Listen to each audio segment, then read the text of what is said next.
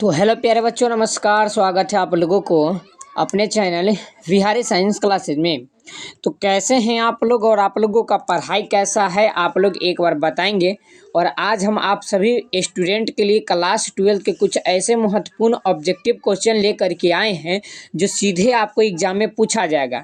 तो भैया अब पढ़ना वही है जो हम लोगों को एग्जाम में बार बार पूछा जाता है, क्योंकि अब तो यार समय बहुत कम है और पढ़ना यार बहुत ज़्यादा है। तो हम लोगों को तो कुछ ऐसा सिलेक्टेड क्वेश्चन पढ़ना चाहिए जो एग्जाम में आए, ठीक है। तो अगर इस क्लास को आप पूरा कर लेते हैं, ठीक है, जो कि आपको 12 से 15 मिनट की क्लास होने वाला है, ठीक है जी। कितना मिनट जी? तो आपको ये 12 से 15 मिनट की क्लास जो है ना, आपको 10 नंबर दे करके जाएगा। तो क्या आपको बेकार लगेगा? कहिएगा बिल्कुल भी नहीं सर, 10 से 15 मिनट में हमारा 10 नंबर मिल रहा है सर जी, तो एक तो हम ले न लेंगे हो और जेबी में रख लेंगे। हाँ तो चलिए, तो आज यही हम आप लोगों के लिए इस क्लास में लेकर के आए हैं। जितने भी छात्र होंगे शायद ये भी सोचेंगे कि सर आप तो बोले थे कि केमिस्ट्री की क्लासेज लाओगे, बट कोई नहीं, ठीक है। आप लोग केमिस्ट्री की भी क्लासेज आएगा 8:30 बजे, ठीक है। अभी पहले हिंदी पढ़ लो, ठीक है जी। चलिए, तो इस क्लास में आप लोग को एक छोटा सा चैलेंज देंगे कि आप किन्हीं इस 50 ऑब्जेक्टिव में से जो है ना, कम से कम 15 ऑब्जेक्टिव को हमें सही करके दिखाना है, ठीक है। अगर आप सही करके दिखाते हो तो प्यारे बच्चों, हम आप लोग के लिए सिलेक्टेड क्वेश्चन ऐड किए हैं जो आपको देने वाले हैं बिल्कुल फ्री ऑफ कॉस्ट में। अगर आप किन्हीं 15 ऑब्जेक्टिव का कमेंट बॉक्स में हमें कमेंट करके जवाब बताओगे तब, अन्यथा नहीं। तो चलिए इस टारगेट को शुरू करते हैं, देखते हैं कि कौन कौन स्टूडेंट्स इस टारगेट के विजेता बनते हैं और कौन कौन पीडीएफ्स को जीत लेते हैं जी पूरे बिहार में। चलो भैया क्लास को स्टार्ट करते हैं। सो सबसे पहला क्वेश्चन है कि एडिशन के अनुसार असल बातचीत कितने लोगों के बीच हो सकती है?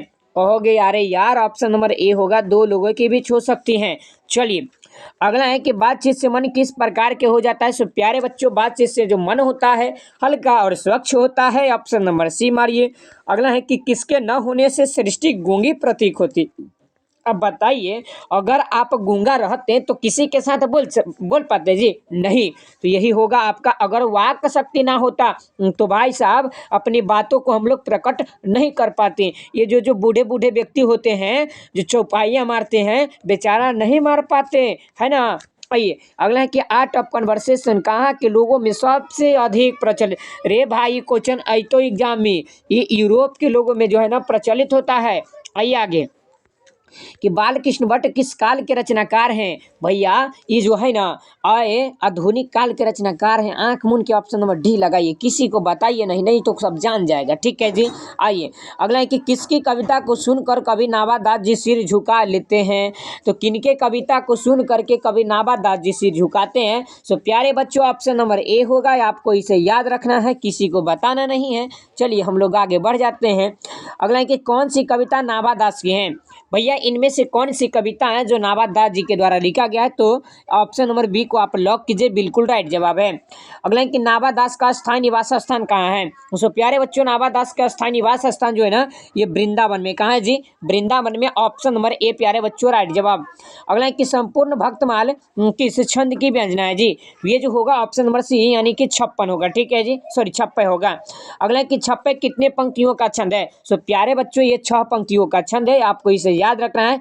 ई रे भैया आई तो याद रखिए तू सब, ठीक है। आइए, अगला क्वेश्चन है कि सर के कवित्व को सुनकर सभी क्या कहते हैं, यानी कि कवि क्या कहते हैं, ठीक है। तो ये जो है ना अपना सिर को हिलाते हैं, ठीक है। आजकल में ला रहे है जजमान बोल रहे हैं ये, ठीक है। अगला है कि सर कभी तो सुनी कौन कवि में कौन सा अलंकार है? सो प्यारे बच्चों, जब भी आपसे अलंकार पूछे आंख मूंद के एकदम डिसुम डिसुम करके ऑप्शन नंबर डी को लॉक करना है, आगे की ओर बढ़ते चलना है।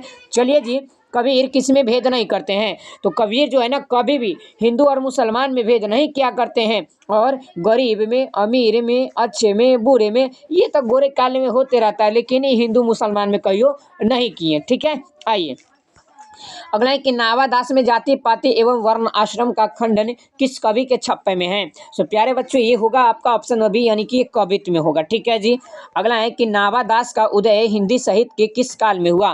तो नाभादास के उदय हिंदी साहित्य के प्यारे बच्चों ये भक्ति काल में हुआ था, ऑप्शन नंबर सी। आइए, अगला है कि सबके हित का वचन कौन करता है पाठ के अनुसार? सो प्यारे बच्चों, ये कबीरदास जी जो है ना यही करते हैं, ऑप्शन नंबर बी को लॉक किया जाए, आगे की ओर बढ़ा जाए।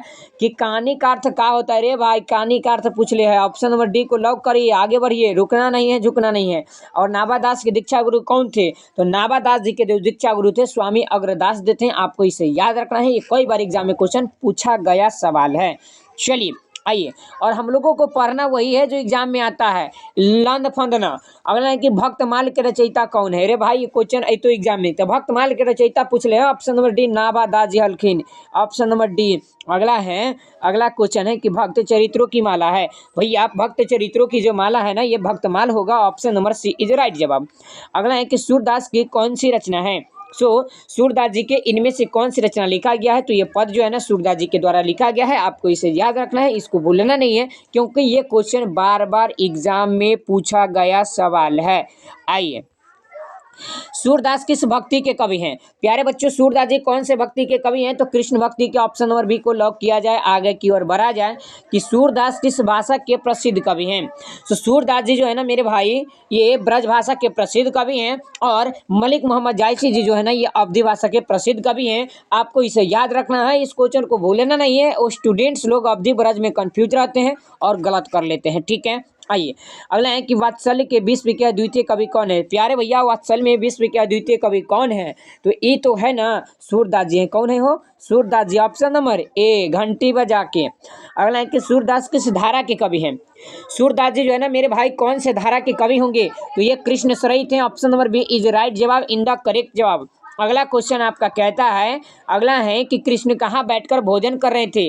अब बताइए हो, कृष्ण जी जो थे अपने पिताजी के गोदवा में बैठकर भोजन कर रहे थे। पप्पा हम खैबो, यानी कि नंद के गोद में। ऑप्शन नंबर ए होगा। आप लोग बढ़िए आगे जी। अगला है कि प्रस्तुत प्रथम पद में कृष्ण किसको सूचना देते हैं जी? तो किसको सूचना देते हैं, क्या चीज के? तो ये भोर होने की कहते हैं कि भैया रे उठ जा, भोर हो चुका है ना। आइए, अगला है कि सूरदास हिंदी साहित्य के किस काल के कवि हैं? सूरदास जी हिंदी साहित्य के कौन से काल के कवि हैं? तो ये भक्ति काल के होंगे। Option number B is right जवाब। अगला क्वेश्चन को देखा जाए कि कौन सी रचना सूरदास की नहीं है जी? तो इनमें से नहीं पूछा है, तो जरा ध्यान देना है, अभी है वाला भी आएगा। तो सतसई जो है ना ये नहीं है, सूरसागर है, साहित्य लहरी है, सूरसारवली ये भी है, यानी कि ये नहीं है, ठीक है। आइए, अगला है कि कौन सी रचना सूरदास की है? तो प्यारे बच्चों, ये आपका ऑप्शन नंबर सी हो जाएगा। सूरसागर सूरदास जी के द्वारा लिखा गया है। ऑप्शन नंबर सी होगा। अगला है कि तुलसीदास का जन्म कब हुआ था? मेरे भैया तुलसीदास का जन्म कब हुआ था जी? तो आपको याद रखना है, बहुत सारे स्टूडेंट जो है ना जन्म मृत्यु में कंफ्यूज हो जाते हैं और उसका एनालिसिस नहीं कर पाते हैं और एग्जाम में जाके क्वेश्चन को गलत कर देते हैं। तो आइए हम आपको इस क्वेश्चन का आंसर बताते हैं जी। तो ये होगा आपका 1543 ईस्वी में जो है ना प्यारे बच्चे तुलसीदास जी का जन्म हुआ था। आपको याद रखना है। अगला क्वेश्चन बहुत ही इंपॉर्टेंट है कि तुलसीदास का जन्म किस प्रदेश में हुआ था? ये हुआ था मेरे भाई उत्तर प्रदेश में। कब हुआ था, कहाँ हुआ था? ये उत्तर प्रदेश में हुआ था। लेकिन लेकिन लेकिन लेकिन लेकिन लेकिन कब हुआ था, ये सवाल है आप लोगों से। चलिए, अगला कि काशी में कितने वर्षों तक रहकर तुलसीदास ने शिक्षा प्राप्त किए थे? तो ये 15 वर्षों तक रह करके।